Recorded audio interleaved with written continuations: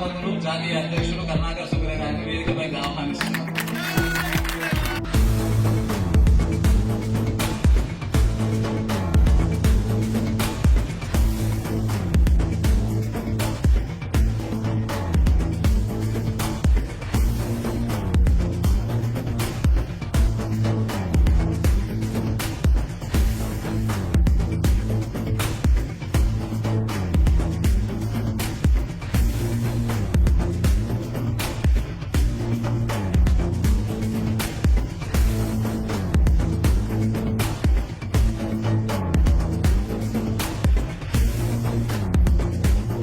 ఇన్ని రకాల దాడులు ఒక పక్క జరుగుతూ ఉంటే ఇంకొక పక్క మన వాళ్ళు, మన హిందువులు ఎదిరించి పోరాడాల్సినటువంటి స్థితిలో ఉన్న హిందువులు ఎలా ఉన్నారు అంటే, ఛత్రపతి శివాజీ మహారాజు యొక్క సైన్యంలో నేను కూడా ఉంటే ఎంత బాగుండేది, లేదా స్వతంత్ర సమర యోధులతో పాటు నేను కూడా పోరాడి ఉంటే ఎంత బాగుండేది అని అనిపించిన వాళ్ళు చేయొద్దండి. ఈ భారతదేశానికి మేము ద్వారపాలకులం, ఈ సంస్కృతికి మేము ద్వారపాలకులం, దీన్ని ఎవరన్నా కబళించాలని ప్రయత్నం చేస్తే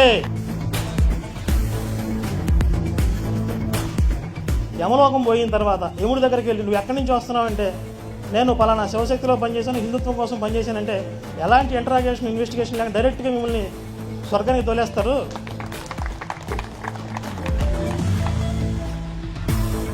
ఈ ధర్మరక్షకులందరికీ కూడా హనుమంతుడు సైన్యాధిపతిగా ఉంటాడు.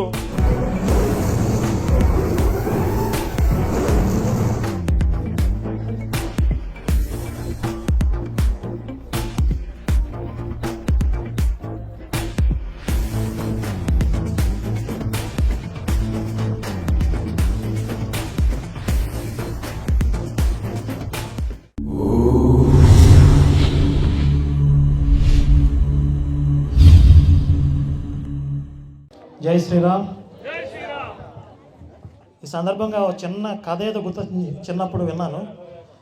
ఎవరో ఒక అతను నాలాంటోడు చుట్టాలింటికి పోయాడంట. అక్కడ అరిసెలు వండి పెట్టారంట. ఇవి చాలా బాగున్నాయి, వీటిని ఏమంటారు అని అడిగారు. వీటిని అరిసెలు అంటారు అని చెప్పారు. ఇవి ఇంటికి వెళ్ళిన తర్వాత పెళ్ళంతో కూడా వండించుకొని తినాలి అని వాటి పేరు మర్చిపోకుండా అరిసెలు అరిసెలు అరిసెలు అనుకుంటూ వస్తున్నాడంట. మధ్యలో ఎక్కడో చిన్న కాలువ వచ్చిందంట. కాలువ వస్తే ఆ కాలువ దూకుతూ హైలెస్సా అన్నాడంట. అక్కడి నుంచి హైలెస్సా హైలెస్సా అనుకుంటూ వచ్చాడంట. ఇంటికి వచ్చి నాకు హైలెస్సా వండి పెట్టు అని చెప్పి పెళ్ళాను అన్నాడంట. హైలెస్సా ఏంటి అంటే, నువ్వు హైలెస్సా వండుతావా చేస్తావా అని చావపోయాడంట. అలాగే నా వంతు వచ్చేటప్పటికి సభేమో కానీ అందరికీ ఆకలి దంచుతూ ఉన్నాయి. కాబట్టి ఎక్కువ మిమ్మల్ని ఇబ్బంది పెట్టకుండా ఒక 5-10 నిమిషాల్లోనే ముగించేస్తాను. ఈ సభా ప్రాంగణానికి విచ్చేసి తమ యొక్క పవిత్ర హృదయంతో ఇక్కడ ఉన్న ధర్మరక్షకులందరినీ కూడా ఆశీర్వదించి వెళ్ళినటువంటి దత్తగిరి పీఠాధిపతి వైరాగ్య శిఖామణి అవధూతగిరి మహారాజ్ వారి పాదపద్మాలకు నమస్కరిస్తూ, అలాగే వేదిక మీద సభా ప్రాంగణంలో ఉన్నటువంటి పెద్దలకు, మిత్రులకు, మహిళామూర్తులకి అందరికీ కూడా నా హృదయపూర్వక నమస్కారాలు. ఇంతకుముందే సూర్యనారాయణమూర్తి గారు నేను చెప్దాం అనుకున్నటువంటి 2-3 విషయాలు ఆయన చెప్పేశారు ఆల్రెడీ. అందులో ఒక పాయింట్ కిక్ గురించి మాట్లాడారు. ఆ కిక్కే వేరప్ప అని చెప్పి నేను ఈరోజు కూడా ఆ కిక్ గురించి చెప్దామని అనుకుంటున్నాను. ఎందుకంటే ఇక్కడున్న మీ అందరికీ చాలామందికి అవగాహన ఉంది. మీరేమి ఇప్పుడు ఓనమాల దగ్గర నుంచి వాళ్ళ దగ్గర నుంచి మొదలు పెట్టాల్సిన అవసరం లేదు. దేశంలో జరుగుతున్నటువంటి పరిస్థితులు, మన ధర్మం మీద, సంస్కృతి మీద, చరిత్ర మీద జరుగుతున్నటువంటి దాడులు ఎన్ని రకాలుగా ఉన్నాయి, ఎన్ని కోణాల్లో జరుగుతూ ఉన్నాయి, వీటిని అడ్డుకోకపోతే వచ్చేటువంటి పరిస్థితులు ఇవన్నీ అందరికీ తెలుసు కదా. మళ్ళీ మొదటి నుంచి చెప్పాల్సిన అవసరం అయితే లేదు కదా.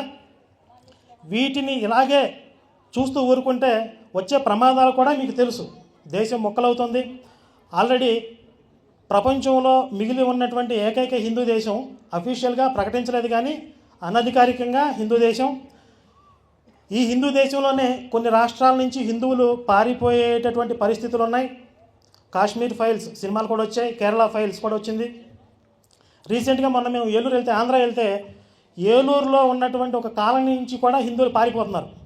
ఎందుకంటే చుట్టూ ఉన్నటువంటి ఆ క్రైస్తవులు, మత మార్పిడి అయిన వారి యొక్క బాధలు పడలేక వాళ్ళు మైకులతో చావగొడుతుంటే ఆ గోలకి తట్టుకోలేక అక్కడి నుంచి పారిపోతున్నారు.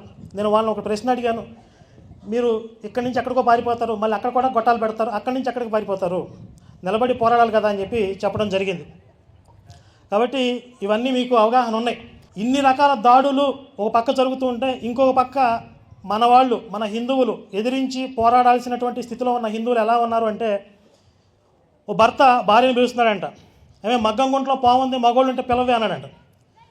అదే నువ్వు కూడా మగాడివే కదా అంటే, సమయానికి గుర్తు చేసావు, కర్ర తీసుకురా అన్నాడంట. అలా నువ్వు హిందువువి, నువ్వు పోరాడాలి అని ఎవరో గుర్తు చేయాల్సి వస్తుంది. అలాంటి స్థితిలో కొంతమంది సెక్యులర్ హిందువులు ఉన్నారు. కాబట్టే ఈ సభలు, ఈ ధర్మరక్ష దీక్షలు ఇవన్నీ కూడా అవసరం అవుతూ ఉన్నాయి. ఒక చిన్న విషయం అడుగుతున్నాను, మీకు ఎప్పుడైనా సరే రామాయణ కాలంలో రాముడితో పాటు యుద్ధం చేసినటువంటి వానర సైన్యం ఉంది కదా, ఆ వానర సైన్యంలో లేకపోతే ఆ సుగ్రీవుడు, హనుమంతుడు, అంగదుడు ఇలాంటి వారిలో నేను కూడా ఉండి ఉంటే బాగుండేది అనిపించిందా ఎవరికన్నా? అనిపించిన వాళ్ళు చేయొద్దండి. అలాగే ద్వాపర యుగంలో కృష్ణుడితో పాటు పుట్టి ఉంటే, సాక్షాత్తుగా కృష్ణుడు నడుస్తూ ఉంటే, ఆహా ఆయన చూస్తూ ఉంటే ఎంత బాగుండేది, ఆయనతో పాటు కౌరవ సైన్యం మీద యుద్ధం చేసిన వాళ్ళలో నేను కూడా ఉంటే ఎంత బాగుండేది అనిపించిన వాళ్ళు. సరే, త్రేతాయుగం ద్వాపర యుగం తీసేయండి. ఈ మధ్య కాలంలో ఛత్రపతి శివాజీ మహారాజు యొక్క సైన్యంలో నేను కూడా ఉంటే ఎంత బాగుండేది, లేదా స్వతంత్ర సమర యోధులతో పాటు నేను కూడా పోరాడి ఉంటే ఎంత బాగుండేది అని అనిపించిన వాళ్ళు చేయొద్దండి. అయితే అలా అనిపించిన వాళ్ళు ఇప్పుడు ఏదైతే ఒక పోరాటం జరుగుతుందో ఇది కూడా వాటితో ఏమాత్రం కూడా తక్కువ కాదు. ఈరోజు మనం చేస్తున్న పోరాటం గురించి ఒక 100 ఏళ్ల తర్వాత మాట్లాడుకుంటారు, ఆ రోజుల్లో మేము కూడా ఉంటే ఈ మత మార్పిడి ముఠాల మీద, లవ్ జిహాద్ శక్తుల మీద పోరాడేటువంటి ఆ సైన్యంలో మేము కూడా ఉంటే బాగుండేదని చెప్పి మన తర్వాతి తరాల వాళ్ళు అనుకుని తీరుతారు. ఎందుకంటే నాకు కూడా అనిపించింది, నేను కూడా రామాయణ కాలంలో, మహాభారత కాలంలో ఉంటే బాగుండేదని అప్పుడప్పుడు. కానీ ఆ రోజు ఎవరైతే ఆ రాక్షస మోకలు ఉన్నాయో ఈ రోజుల్లో కూడా ఉన్నారు వాళ్ళు. కేసీఆర్ గారు అప్పుడప్పుడు చెప్తూ ఉంటారు రాజకీయంగా, లంకలో ఉన్నటువంటి రాక్షసులందరూ చచ్చిపోయిన తర్వాత మేము అర్ధాయుష్తో చచ్చిపోతున్నాం, మరి మాకు న్యాయం కావాలి కదా అని అడిగితే ఆయన ఏదో రాజకీయంగా చెప్తారు. మనం ఎలా చెప్పవచ్చు అని అంటే, అప్పుడు రాములు వారు వాళ్ళకు వరం ఇచ్చారంట, కలియుగంలో పోయి మాస్టర్లుగా పుట్టండి అని చెప్పి రాక్షసులందరికీ వరం ఇచ్చారు. కాబట్టి ఆ రామాయణ మహాభారత కాలంలో ఉన్న రాక్షసులు ఓ వర్గంలో ఉన్నటువంటి గోవులను కోసుకుని తినేవారుగా, లేకపోతే మత మార్పిడి చేసినటువంటి పాస్టర్లుగా, ఆడపిల్లలను ఎత్తుకుపోయేటటువంటి లవ్ జిహాదీ మోకలుగా మన కళ్ళ ముందు తిరుగుతూ ఉన్నారు. కాబట్టి ఆ రాక్షసులతో పోరాడుతున్నామంటే మనం కూడా ఆ కాలంలో ఉన్నటువంటి ఆ వానర సైన్యంతో, ఆ పాండవ సైన్యంతో సమానమే, లేకపోతే వాళ్ళల్లో మనం కూడా ఒక భాగంగా ఉండవచ్చు. కాబట్టి మనకి ఈరోజు ఆ అవకాశం వచ్చింది. అయితే మరి ఈ పోరాటానికి వచ్చిన తర్వాత ఏ భావనతో మనం చేయాలి అనేది ఒక చిన్న పాయింట్ అండి. ఇక్కడ చాలామంది అనుకుంటారు మీరు త్యాగం చేయాలి, త్యాగం చేసి ధర్మం కోసం పోరాడాలి అని అంటూ ఉంటారు. త్యాగం చేయాల్సిన అవసరం లేదండి. మీరు ప్రపంచంలో ఏ పనన్నా చేయండి, కొంతకాలానికి బోరు కొడుతుంది, దాంట్లో కిక్ ఉండదు. కానీ ఒక హిందుత్వం కోసం పనిచేస్తుంటేనే మీకు లైఫ్ లాంగ్ ఒక మంచి కిక్ ఉంటుంది. అది నేను అనుభవపూర్వకంగా చెప్తున్నాను. ఇప్పుడు నేను వ్యక్తిగతంగా కొంత కుటుంబంతో గడిపేటువంటి సమయం కొంత మిస్ అయ్యి ఉండొచ్చు. కానీ ఈరోజు నేను 2 తెలుగు రాష్ట్రాల్లో ఎక్కడికి వెళ్ళినా కూడా నన్ను ఒక సొంత మనిషిలాగా, ఒక అన్నగా, తమ్ముడిగా, లేకపోతే ఒక కొడుకుగా భావించి ఎంతో ప్రేమాభిమానాలు చూపించినటువంటి వాళ్ళు ఎంతోమంది ఉన్నారు. ఎందుకు? కేవలం నేను ధర్మం కోసం పోరాడుతున్నాను, ధర్మం కోసం నిలబడ్డాను అనే ఒకే ఒక కారణంతో. ఈరోజు ఎంతోమంది వాళ్ళ కుటుంబ సభ్యుడిగా భావించి, అంటే కొంతమంది అంటూ ఉంటారు మేము సినిమా హీరోల మీద కూడా అంత అభిమానం ఉండదండి, కానీ ధర్మం కోసం నిలబడ్డ వారిని చూస్తే మాకు అంత అభిమానం ఉంటుంది అని చెప్పి వారు చెప్తూ ఉంటుంటే ఒక్కొక్కసారి మనకి హృదయం పులకరించిపోయే సందర్భాలు ఎన్నో ఉన్నాయి. సూర్యనారాయణమూర్తి గారు ఇంతకుముందు ఒక విషయం చెప్పారు, వీళ్ళు పూజారులు, భరతమాత కోసం నిలబడినటువంటి పూజారులు అని చెప్పారు కదా. నిజంగా భరతమాత కోసం ఒక పక్క ఆవిడికి ఛత్రం పట్టుకుని, ఇంకొక పక్క ఖడ్గం పట్టుకుని, ఈ భారతదేశానికి మేము ద్వారపాలకులం, ఈ సంస్కృతికి మేము ద్వారపాలకులం, దీన్ని ఎవరన్నా కబళించాలని ప్రయత్నం చేస్తే దేనికైనా సిద్ధం అని ధైర్యంగా నిలబడితే వచ్చేటటువంటి కిక్కు ఇంకెక్కడా ఉండవు. ఇప్పుడు మనం సంపాదనకి ఎన్నో మార్గాలు ఉంటాయి, సంపాదించుకోవచ్చు, భోగాలు అనుభవించవచ్చు. మీకు విదేశాల్లో చాలామంది కోటీశ్వరులు, కోట్లకు పడగెత్తిన వాళ్ళు విపరీతంగా సంపాదించేసి, విపరీతంగా భోగాలు అనుభవించేసి చివరికి మానసిక ప్రశాంతత కోసం, ఆధ్యాత్మికతను ఎతుక్కుంటూ కాశీకి వస్తున్నారు. మీరు కాశీకి వెళ్తే ఎంతోమంది ఫారినర్స్తో మీరు చూడొచ్చు అక్కడ. కాబట్టి అంతిమంగా మనిషికి ఒక అర్థవంతమైనటువంటి ప్రయోజనాన్ని, అర్థవంతమైన జీవితాన్ని చూపించగలిగింది హిందుత్వం మాత్రమే. ఒక పర్సన్ ఒక సందర్భంలో నన్ను అడిగారు, మీ హిందుత్వం కోసం శివశక్తి పనిచేస్తున్నారు కదా, మరి ఈ శివశక్తితో కలిసి పనిచేస్తే నాకేంటి ప్రయోజనం ఏమైనా ఉంటుందా అని అడిగారు. భౌతికంగా ఈ లోకంలో ఎలాంటి ప్రయోజనం ఉంటుందో లేదో నాకు తెలియదు, కానీ మీరు పోయిన తర్వాత, యమలోకం పోయిన తర్వాత యముడి దగ్గరికి వెళ్ళి నువ్వు ఎక్కడి నుంచి వస్తున్నావు అంటే, నేను పలానా శివశక్తిలో పనిచేశాను, హిందుత్వం కోసం పనిచేశానంటే ఎలాంటి ఇంటరాగేషన్, ఇన్వెస్టిగేషన్ లేక డైరెక్ట్గా మిమ్మల్ని స్వర్గానికి తోలేస్తారు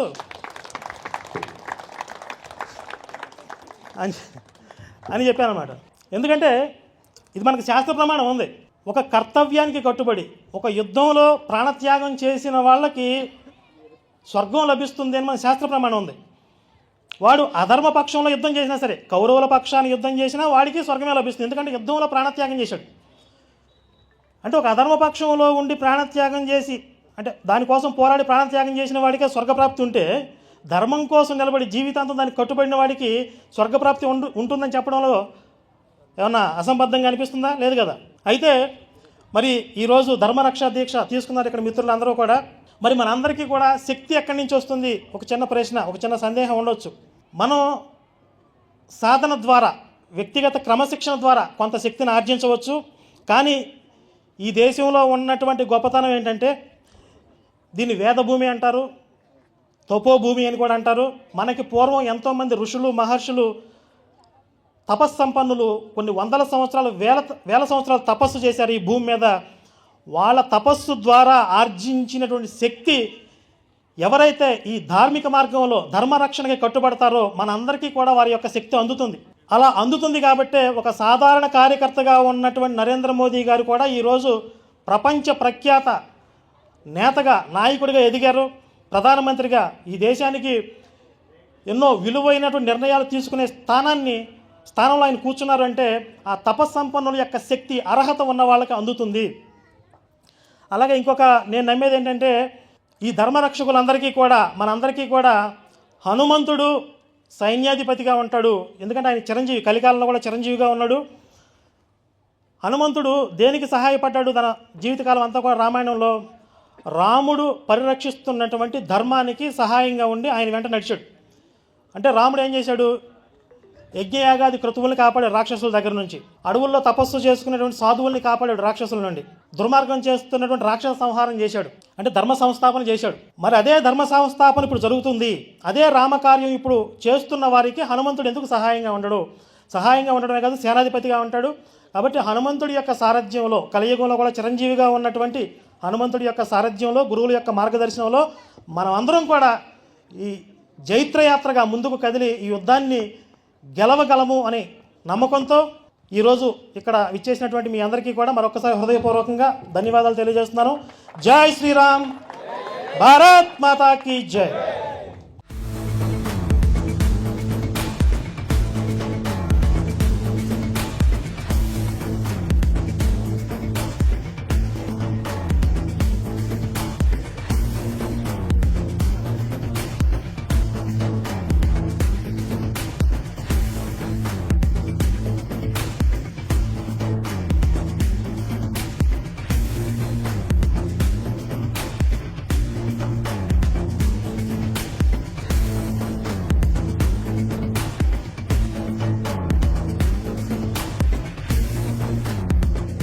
శివశక్తి మీద ఒక పాట రాశారు శ్రీకాంత్ గారు. ఈరోజు పాడినటువంటి భరతమాత గురించిన వర్ణన కూడా చాలా అద్భుతంగా ఉంది. కాపీ రైట్స్ ఇస్తే కనుక దాన్ని కూడా రికార్డ్ చేసి మన ఛానల్లో పెడతాం.